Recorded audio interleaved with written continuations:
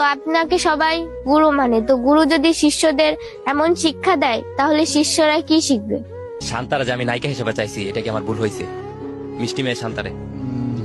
আমার কাছে এতটা ভুল মনে হয় নাই, কারণ তোমরা তো এর আগে ভিডিও বানাইছো। ভাইয়া, আপনি যে এই কথাটা বলবেন আমি কখনোই আশা করিনি।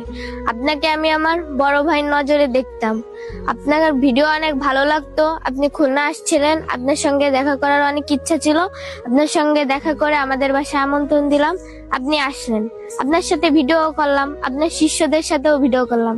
কিন্তু নুশান ভাইয়া যে এমন করবে এটা জানলে আমি ভিডিও করা তো দূরে থাক, একটা ছবিও তুলতাম না নুশান ভাইয়ের সাথে। আর আপনি বড় ভাই হিসেবে সেখানে নুশান ভাইকে বারণ করবেন, সেখানে আপনি আরো নুশান ভাইকে উৎসাহ দিচ্ছেন।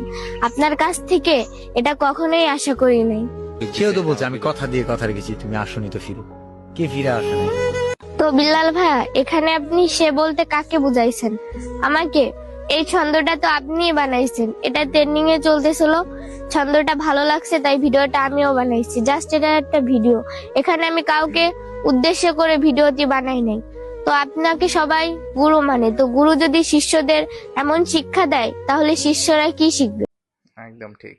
তাহলে বেলাল ভাইয়ের উদ্দেশ্যে একটা কথা বললাম। বেলাল ভাই যে কথাগুলো বলছেন, একজন গুরু হিসাবে আপনি নাকি সবার কন্টেন্ট জগতের সবার গুরু। তো আসলে আপনার এ ধরনের কথা বলা বা প্রশ্নের অ্যান্সার দেওয়া ঠিক হয় নাই। এত বড় একজন মানুষ হয়ে আপনার কাছে কেউ আশা করে নাই এরকম প্রশ্ন বা এরকম প্রশ্নের অ্যান্সার দিবেন।